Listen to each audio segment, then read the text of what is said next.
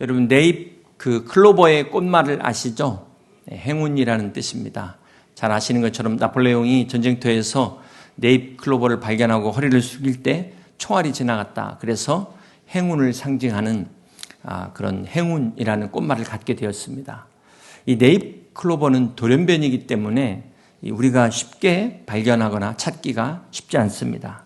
반면에 세잎 클로버는 그 꽃말의 뜻이 행복이라는 뜻입니다. 그래서 이 세잎 클로버는 주변 어디서나 쉽게 볼 수가 있습니다. 그러다 보니까 사람들이 네잎 클로버를 찾기 위해서 이 세잎은 그냥 버려버려요. 발로 밟고 지나갑니다.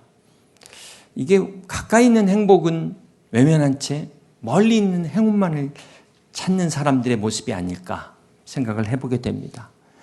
여러분 혹시 더 좋은 것 찾으시느라고 지금 옆에 있는 소중한 것 놓치고 있지 않습니까? 잃어버리고 있지는 않습니까? 많은 사람들이 행복하기 위해서 특별히 뭔가를 찾아 나서는데 아이러니하게도 그것이 오히려 인생을 더 불행하게 만들 수도 있다는 사실입니다. 그래서 우리가 기억해야 될 게 now here, 지금 여기서 행복을 찾지 못하면 nowhere, 어디서도 행복할 수 없습니다. 영국 옥스퍼드 대학의 웰빙 연구센터와 갤럽과 유엔에서 올해 3월에 2025년도 세계 행복 보고서를 발표했습니다. 국가별로 올해 행복 순위를 발표했는데요. 1위가 핀란드입니다. 8년 연속 가장 행복한 나라 핀란드. 그러면 가장 꼴찌는 어딜까요? 아프가니스탄입니다. 미국은 24위. 이 조사가 시작된 2012년 이래 역대 최저 가장 낮은 순위였습니다. 이스라엘이 재밌더라고요. 지금 하마스와 전쟁 중임에도 8위입니다. 8위. 그러면 우리나라는 몇 위에 해당될까요? 우리나라는 몇 번째일까요? 147개국 중에 작년에는 52위였습니다. 52위. 올해는 6단계가 더 내려가서 58위라고 합니다. 여러분 어떠세요? 여러분은 행복하십니까? 많은 사람들이 성공하면 행복할 것이다 라고 생각합니다. 그래서 열심히 성공하기 위해 노력합니다. 그런데 막상 이 겉으로 볼 때는 성공한 것처럼 보여요. 다른 사람이 볼 때는 외적으로 성공한 것처럼 보이는데 정작 자신은 내적으로는 행복하지 못한 겁니다. 공허한 겁니다. 또한 많은 사람들이 이 행복하기 위해 성공을 추구하다 보니까 거기서 오히려 낙오되고 거기서 오는 그 많은 스트레스, 경쟁으로 인해서 더 많은 사람들이 실상은 불행을 겪고 있습니다. 이건 통계에도 안 나옵니다. 그렇습니다. 진정한 행복은 우리가 하나님을 사랑하고 그 사랑으로 서로를 사랑할 때 찾아오는 것입니다.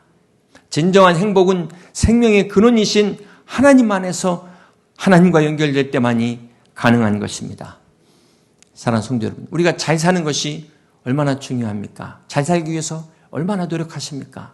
그러나 잘 사는 것보다 더 중요한 것은 바르게 사는 것이, 바르게 잘 사는 것이 더 중요합니다.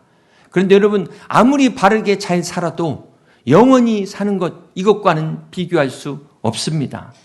우리가 아무리 건강하게 바르게 살아도 오늘 세상 떠나면 끝나는 것 아니겠습니까? 영원히 살지 못하면 영원히 행복할 수 없다는 것입니다. 그래서 요한복음 10장 10절에 예수님께서 이 땅에 오신 목적을 이렇게 말씀하셨습니다. 도둑이 오는 것은 도둑질하고 죽이고 멸망시키려는 것뿐이요 내가 온 것은 양으로 생명을 얻게 하고 더 풍성히 얻게 하려는 것이라. 우리 주님은 이 땅의 행복만이 아니라 영원한 행복, 즉 영원한 생명, 풍성한 생명의 은혜를 주시기 위하여 이 땅에 오셨습니다. 로마서 5장 8절에는 우리가 아직 죄인 되었을 때 그리스도께서 우리를 위하여 죽으심으로 하나님께서 여러분에 대한, 우리에 대한 사랑을 친히 확증하셨다고 말씀하셨습니다. 우리가 아직 죄인 되었을 때라는 것은요, 내가 가장 힘들 때를 말합니다. 내가 가장 연약할 때, 내가 가장 슬플 때, 가장 비참할 때, 가장 어둡고 캄캄할 때, 희망이 없을 때 하나님은 우리를 위해 독생자를 보내주셨습니다. 이것은 결코 내가 선해서가 아니라 죄인된 나를 있는 모습 그대로 사랑하시는, 그래서 십자가에 달려 죽으신 그 주님, 우리가 이것을 전하는 것을, 우리가 이것을 바로 복음이라고 말하는 것 아니겠습니까? 안타까운 것은 믿는 사람들 중에 막 어떤 뉴스는 마치 앵커처럼 열심히 전하는데 이 생명의 복음은 나와 상관없는 일처럼 입을 다물고 있는 사람들이 있다는 것입니다. 유튜브의 영상은 막 이것 좀 보라고 막 공유시키고 막 시키지도 않았는데도 막 열심히 퍼나르는데 정말 그렇게 복음을 전해본 적이 있으십니까?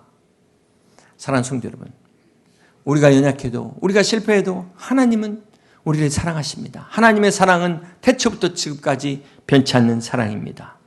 죄로 인해 죽을 수밖에 없었던 우리를 이렇게 사랑하신 십자가에 죽으신 그 은혜를, 이 복음을 우리가 믿고 받아들일 때 우리가 영원한 생명을 얻게 되는 것입니다. 이때 비로소 우리가 영원한 행복을 누리게 되는 것입니다. 바라기는 여러분 한 분도 빠짐없이 이 영원한 생명 안에 들어있는 영원한 행복을 함께 누리는 여러분 다 되시기를 주님의 이름으로 축복합니다. 오늘 예배 중에 우리가 침례식을 거행했습니다. 이 침례는 단순한 의식이 아니라 구원받은 성도들에게 주님이 말씀하신 첫 번째 명령입니다. 또한 개인적으로는 이 예배 중에 자신의 믿음을 선포하는 거예요. 얼마나 축복된 시간입니까? 로마서 6장 4절을 보시면 그러므로 우리가 그의 죽으심과 합하여 침례를 받음으로 그와 함께 장사되었나니 이는 아버지 영광으로 말미암아 그리스도께서 죽은 자 가운데서 살리심과 같이 우리 또한 새 생명 가운데서 행하게 하려 함이라. 우리가 침례할 때 이 물에 잠기는 것은 내 옛사람이 그리스도와 함께 십자가에 못 박히는 죽는 것을 의미한다면 우리가 물에서 나올 때는 부활하신 주님과 함께 부활하는 것을 상징하는 것입니다. 그러면서 내가 이 부활의 주님을 구주로 믿습니다는 공개적 신앙 고백이 침례입니다. 이 얼마나 복된 시간인지 몰라요. 내가 이제는 옛사람을 벗고 그리스도 안에서 새로운 사람으로 살겠다는 결단의 표현인 것입니다. 오늘 침례받은 모든 분들은 과거의 모든 죄와 상처와 실패와 절망을 이제 물속에 잠재우고 십자가에 못 박고 부활하신 주님과 안에서 주님과 함께 새로운 피조물로 거듭나시기를 주님의 이름으로 축복합니다. 오늘 예수님을 믿은 우리 모두는 이런 은혜를 받은 사람들이에요. 네. 그렇다면 오늘 우리는 어떻게 살아야 될까요? 빌립보서 4장 4절에 보면은 주 안에서 항상 기뻐하라. 다시 말하노니 기뻐하라고 말씀합니다. 사랑하는 성도 여러분, 여기 주 안에서 기뻐하라는 전제는 주 안이라는 전제가 있잖아요. 우리 기쁨의 근거에는 예수 그리스도께 우리의 기쁨의 근거가 있다는 것입니다. 네. 오늘 주님이 말씀하신 이 기쁨은 시험을 잘 보니까 기쁘고 못 보니까 슬프고 이것을 말하는 것이 아니라 환경이나 상황에 의해 좌우되지 않는 근본적인 기쁨을 말씀하는 것입니다. 그런데 이 말씀을 특별히 사도 바울은 빌립보 감옥에서 이 말씀을 기록했어요. 사랑하는 성도 여러분, 오늘 우리의 기쁨의 원천이 어디에 있다고요? 주님 안에 있어요. 여러분의 환경에 있지 않습니다. 네. 또한 주 안에서 항상 기뻐하라. 이거는 이 기쁨을 내일로 미루지 말라는 겁니다. 지금 바로 당장 기뻐하라는 거예요.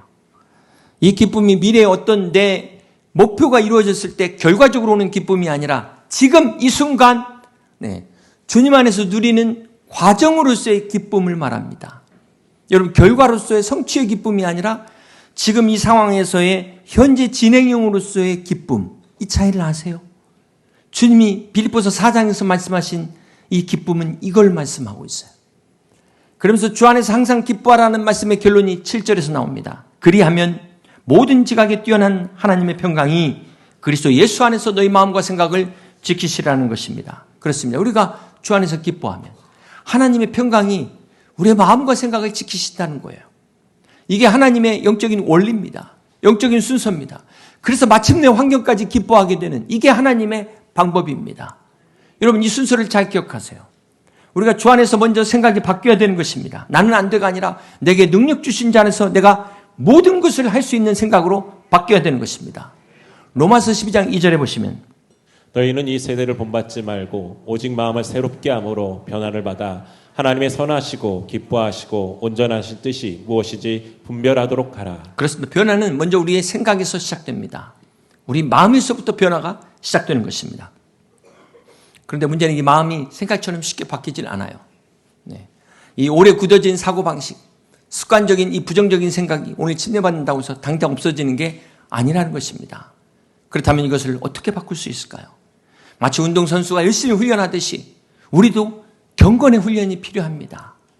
여러분 지금 근육 키우기 위해서 운동 열심히 하는 것처럼 마음의 근육을 키우기 위해서 꾸준한 훈련이 필요한 거예요. 믿음의 근육을 키우기 위해서 매일 말씀으로 훈련을 해야 되는 것입니다. 매일 기도로 점검을 해야 되는 것입니다. 그러면 마침내 생각이 바뀌고 행동이 바뀌게 됩니다. 불평하던 입에 감사가 나오게 돼요. 습관이 바뀌게 됩니다. 원망하던 사람이 기도부터 하게 되는 것입니다. 이렇게 언어가 달라지면 관계가 회복되게 되고 그러면서 인격이 바뀝니다. 부정적이던 사람이 긍정적인 사람으로 변화가 되는 겁니다. 그러면서 인생 전체가 변하는 이것이 성경적 변화의 순서입니다. 오늘 여러분은 어느 단계에 계십니까? 사랑하는 성도 여러분, 잠언 4장 23절에 무릇 지킬 만한 것보다 더욱 내 마음을 지키라. 생명의 근원이 이에서 남이니라 말씀하셨습니다. 이 생명의 근원, 행복의 근원은 그리스도 안에서 우리의 마음을 지킬 때 흘러나옵니다. 흘러넘치는 것입니다. 그러므로 먼저 여러분의 생각을 바꾸셔야 우리의 마음이 회복될 수 있습니다. 이것이 바로 진정한 변화의 시작입니다.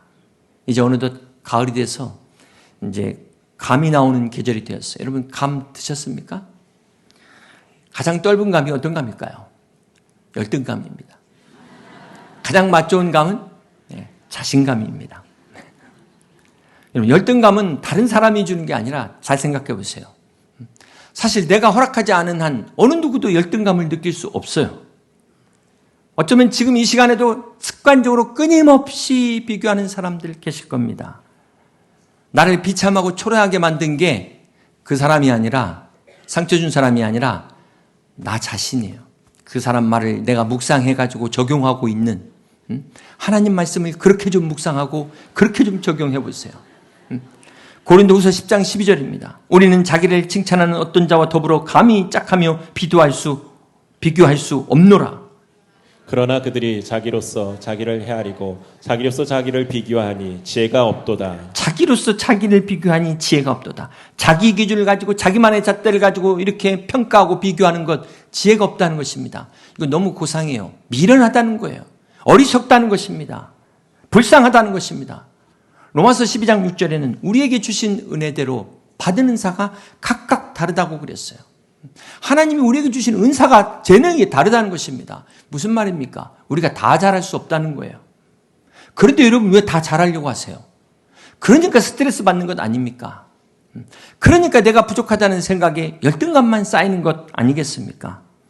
열등감은 내 스스로 만든 족쇄입니다. 족쇄. 열등감은 과거의 실패의 경험이 만든 나는 안 되라는 믿음이에요.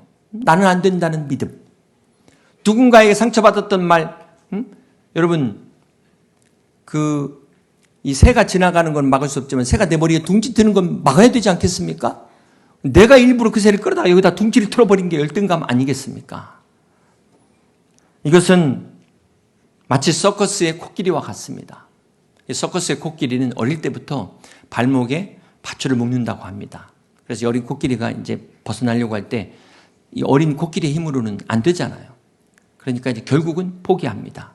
그런데 이 코끼리가 성장해서 충분히 밧줄을 끊을 수 있는 힘이 있는데 시도조차 하지 않는다는 거예요. 왜 그럴까요? 사육사는 코끼리의 발목에 밧줄을 묶었지만 이 코끼리는 그 밧줄을 자기 마음에 묶었어요. 보이지 않는 밧줄이 이 코끼리의 족쇄가 되어버린 겁니다. 그래서 얼마든지 풀고 갈 수 있는데도 못 가는 거예요. 오늘 우리의 모습 아닙니까? 과거의 실패가 만든 보이지 않는 밧줄이 지금 여러분을 꽁꽁 묶고 있지 않습니까? 나 안 돼. 나는 못해. 나는 너무 부족해. 지금 이 생각에 여러분의 발목을 붙잡혀 있지는 않습니까? 그렇다면 어떻게 해야 우리가 이 보이지 않는 밧줄을 끊을 수 있을까요? 갈라디아서 5장 1절 말씀입니다. 그리스도께서 우리를 자유롭게 하려고 자유를 주셨으니 그러므로 굳건하게 서서 다시는 종의 멍에를 매지 말라. 여기서 종의 멍에는 율법주의를 의미하는 말씀입니다. 유대인들은 율법을 지켜야 어렵다고 믿어가지고 하나님께서 주신 이 십계명을 어떻게 하면 잘 지킬 것인가, 거기에 막 세부상 부칙들을 쫙 만들어가지고 몇 개? 613개 율법 조항을 만든 거예요. 그걸 막 평생을 지켜서 열심히 지키려고 노력하는 거 아닙니까? 근데 사실 어느 누구도 그걸 완전히 지킬 수가 없는 겁니다. 그러다 보니까 어떻게 돼요? 오히려 죄책감 속에 사는 거예요. 내가 이거 지키지 못했는데. 오히려 불안과 두려움 속에 사는 겁니다. 자유하려고 했다가 더 자유를 잃어버리는 거예요. 많은 사람들이 지금도 이와 같은 신앙생활을 하고 있습니다. 자기 스스로에게 멍에를 씌우고 그러면서 스스로 자기에게 족쇄를 채우면서 내가 뭔가를 해야만 구원을 받을 수 있는데, 내가 뭔가를 해야만 사랑을 받을 수 있는데, 혹시 이 가운데 완벽주의 계십니까? 내가 완벽해야만 인정받을 수 있는데 자기 스스로의 족쇄를 채우고 있습니다. 이런 사람들 중에 어떤 사람들은 또 막 착한 일을 해야 내가 인정받고 돈이 많아야 사람들이 나를 좋아하고 성공하고 똑똑해야 사랑받을 수 있다고 생각하는 거예요. 그러면서 끊임없이 자신의 가치를 자기가 증명하려고 애쓰는 사람. 이게 얼마나 피곤한 삶입니까? 사랑하는 성도 여러분, 이 완벽주의라는 것은 사실은 이 밑바닥에 교만이 깔려 있습니다. 내 힘으로 내가 사랑받을 만한 그런 자격이 있다. 이런 착각에서 그렇게 하는 거예요. 그러나 주님은 우리를 이런 율법주의로부터 자유케 하시기 위해서 오셨습니다. 이런 완벽주의로부터 주님께서 우리에게 주신 것은 은혜예요. 은혜. 그러므로 사랑하는 성도 여러분, 이 시간 여러분을 붙잡고 있는 이 밧줄을 믿음으로 끊으시기를 바랍니다. 주님이 우리에게 주시는 것은 완벽함이 아니라 은혜입니다. 이 은혜는 성품도 아니고 바로 예수 그리스도 그 자체가 은혜입니다. 그러므로 이제 여러분의 생각을 바꾸시길 바랍니다. 내가 실패하면 안 되는데, 이런 불안함을, 실패는 성장의 과정이다. 하나님이 나의 실패조차 사용하신다. 생각을 바꾸시길 바랍니다. 모든 사람이 나를 좋아해야 한다는 이 집착에서 모든 사람이 나를 좋아하지 않아도 상관없어. 괜찮아. 인정하시길 바랍니다. 하나님이 여러분을 사랑하시잖아요. 예수님도 모든 사람에게 칭찬받지 않으셨습니다. 사랑하는 성도 여러분, 내가 완벽해야 된다는 어쩌면 이 강박관념, 그게 아니라 내가 부족하지만 하나님의 은혜 안에 충분하다. 여러분 자신을 인정해 주시고 오히려 내 연약함을 통해서 그리스도의 능력이 나타나는 저와 여러분 되실 수 있기를 주님의 이름으로 축복합니다. 그래서 고린도후서 12장 9절에 그가 내게 이르시기를 내 은혜가 내게 족하도다. 이는 내 능력이 약한 데서 온전함이라 하신지라. 그러므로 도리어 크게 기뻐함으로 나의 여러 약한 것들에 대하여 자랑하리니 이는 그리스도의 능력이 내게 머물게 하려 함이라. 여러분 그 똑똑한 사도 바울도 완벽하지 않았습니다. 바울에게는 하나님께서 자고하지 않도록 육체의 가시를 허락하셨어요. 신학자들은 그것이 안질이었을 것이다 라고 이야기하는데, 바울은 3번이나 하나님께 기도했지만 하나님께서는 그 바울의 연약함을 통하여 오히려 그리스도의 능력을 나타내셨습니다. 그렇습니다. 오늘 이 자리에 계신 성도 여러분, 혹시 내 믿음이 연약하다고 생각하시는 분 계십니까? 고난과 시련 앞에서 흔들리고 있어서 너무 두려운 가운데 계시는 분 계십니까? 이 시간 믿음의 주여 온전케 하시는 주님만을 바라보며 나가는 여러분 되시기를 주님의 이름으로 축복합니다. 여러분 잠실의 그 롯데월드 타워의 높이를 아세요? 제가 아직까지 못 가봤는데 옆에만 지나갔는데 123층에 555m라고 합니다. 그런데 강풍이 불면 그 건물 제일 꼭대기는 최대 75cm까지 흔들리도록 설계가 돼 있대요. 이 흔들림이 건물이 무너지지 않는 비결이라고 합니다. 만약 강풍이 불었는데 이게 안 흔들리면 어떻게 될까요? 그 충격을 그대로 받는데요. 지진이 생겼을 때, 일어났을 때 그런 것을 그 충격을 흡수하지 못하면 오히려 더 위험해진다는 것 아니겠습니까? 그래서 건축가들이 이걸 일부러 흔들리게 설계했다는 거예요. 이 유연성이 견고함을 만든다는 것 아니겠습니까? 그렇습니다. 우리가 자연에서 배우듯이 바람에 흔들리는 풀은 결코 꺾이지 않습니다. 폭풍에 휘어지는 나무는 결코 부러지지 않습니다. 파도에 기울어지는 배는 침몰하지 않습니다. 여러분 흔들리는 것을 너무 약하게만 보고 부정적으로만 보지 마세요. 우리가 이 고난과 시련 속에서 유연하게 대처하는 이 유연함이 우리를 지킨다는 사실을 기억하시길 바랍니다. 우리는 종종 믿음이 흔들리지 않는 게 좋다라고 생각해요. 흔들리지 말아야지. 흔들리는 것에 대해서 자책하는 사람이 있습니까? 여러분 생각해 보세요. 흔들리지 않는 나침반, 그건 고장난 겁니다. 정상적인 나침반은 흔들리게 되어 있어요. 정상적인 나침반은 좌우로 흔들리면서 어떻게 합니까? 방향을 딱 가리킵니다. 북쪽을 가리킵니다. 우리 신앙도 마찬가지예요. 우리가 연약한 인간이기 때문에 우리가 어려움을 당하면 흔들릴 수밖에 없어요. 그러나 우리는 그 속에서 질문해야 됩니다. 고민해야 됩니다. 기도해야 됩니다. 그리고 방향을 찾아야 됩니다. 하나님을 향해 나가야 됩니다. 사랑하는 성도 여러분, 흔들린다고 낙심하지 마시고 절망하지 마시고 포기하지 마시고 오히려 그 흔들림을 전화위복의 기회로 삼으시길 바랍니다.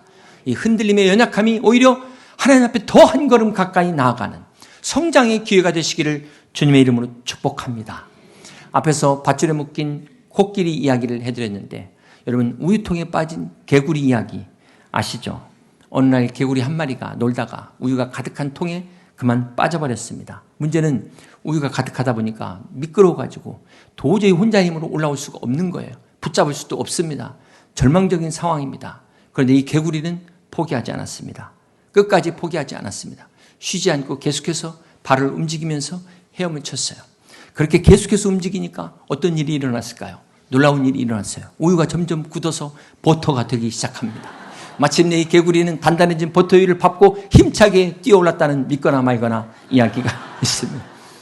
여러분, 오늘 우리도 마찬가지예요. 지금 이 우유통 같은 상황에 빠진 분 계십니까? 도저히 사방을 둘러봐도 우겨쌈을 당해서 나갈 길이 보이지 않는 그런 분 계십니까?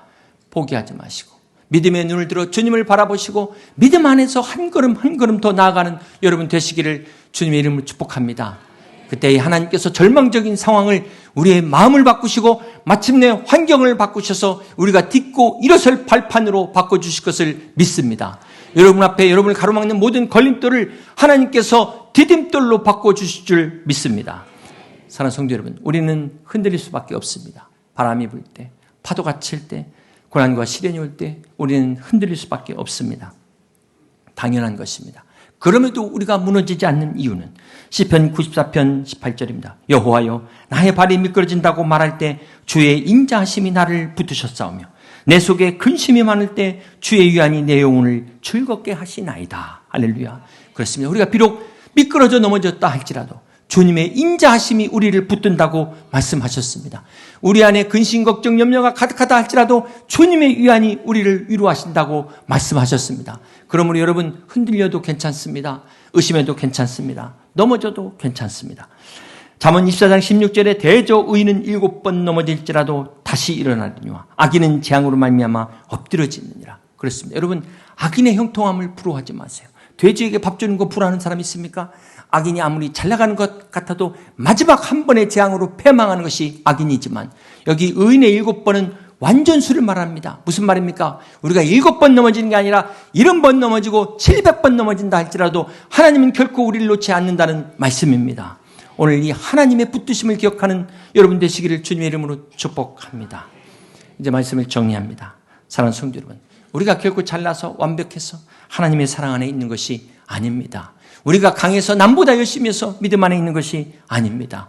오늘 본문 말씀 이사야서 41장 10절입니다. 두려워하지 말라. 내가 너와 함께함이니라. 놀라지 말라. 나는 내 하나님이 됨이라. 내가 너를 굳세게 하리라. 참으로 너를 도와주리라. 참으로 나의 의로운 오른손이 너를 붙들리라. 그렇습니다. 오늘 우리가 흔들려도 우리가 비록 넘어진다 할지라도 하나님의 의로운 오른손이 우리를 붙들고 계심을 기억하시기를 바랍니다.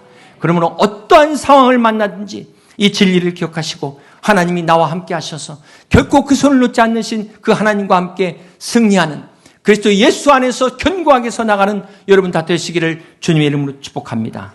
바라기는 그리스도 안에서 기쁨은 더하고 근심은 빼고 사랑은 곱하고 은혜는 나누는 행복한 우리 여의도 침례교회 모든 성도들 다 되시기를 주님의 이름으로 간절히 축원합니다.